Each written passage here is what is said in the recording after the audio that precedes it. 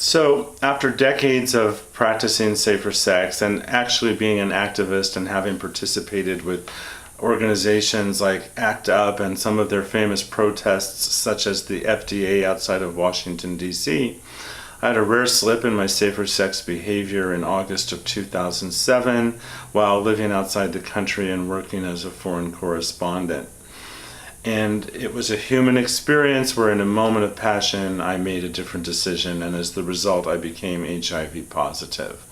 As a freelancer in a foreign country 8,000 miles away from home, when it was time for me to go on medications, I needed to consider returning to the United States, and I specifically chose Palm Springs because I had personal and professional connections here, having lived here before.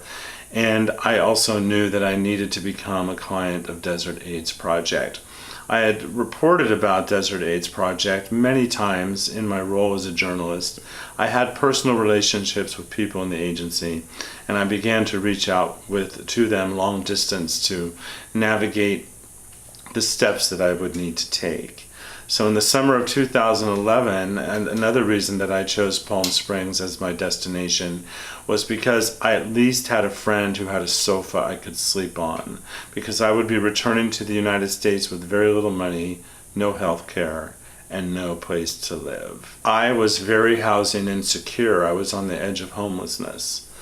And I've been a really strong self-advocate, and I've worked hard to access care. My heart goes out to people that do not have the same life skills as I do to advocate for themselves. But thank goodness Desert AIDS Project is here to advocate for everybody and for the entire community.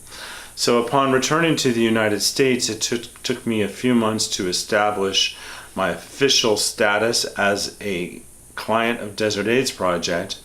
And I was on a 5-month waiting list to move into a studio here at the Vista Sunrise Apartments, and on a 3.5-year waiting list to move into a 1-bedroom, which you're seeing behind me, and I've lived in this apartment for 3.5 years. A huge cornerstone of my own security and my own ability to put my life back together and not only survive but thrive is this affordable home. And I couldn't be more grateful for the opportunity to live here.